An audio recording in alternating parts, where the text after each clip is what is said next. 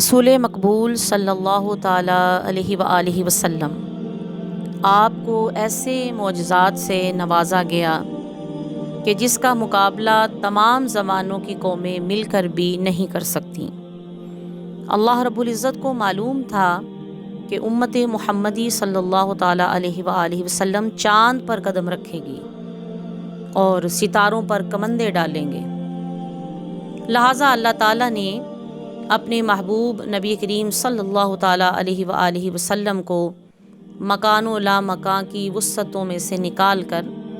اپنے قرب کی حقیقت عطا فرمائی، جس کا گمان بھی عقل انسانی میں نہیں آ سکتا تھا۔ آپ صلی اللہ تعالیٰ علیہ وآلہ وسلم کو اور بھی بہت سے معجزات عطا کیے گئے اور باقی دوسرے انبیاء علیہم السلام کو بھی معجزات عطا کیے گئے، مگر آپ صلی اللہ تعالیٰ علیہ وآلہ وسلم کا جو معجزہ معراج ہے،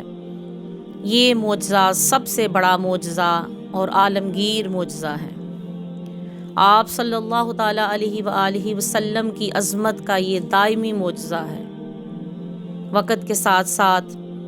اس کی عظمت اور رفعت اور بڑھتی جائے گی۔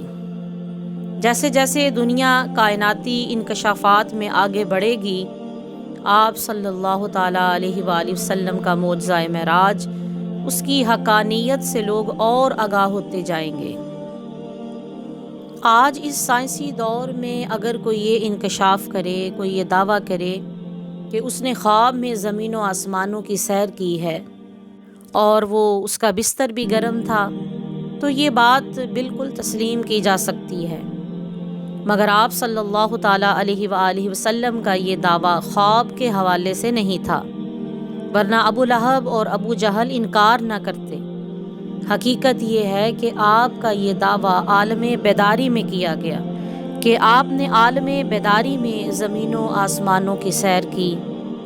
اور اس معجزہ کو اہل ایمان کے لیے ایمانوں کی آزمائش بنایا گیا۔ یقیناً ایمان والے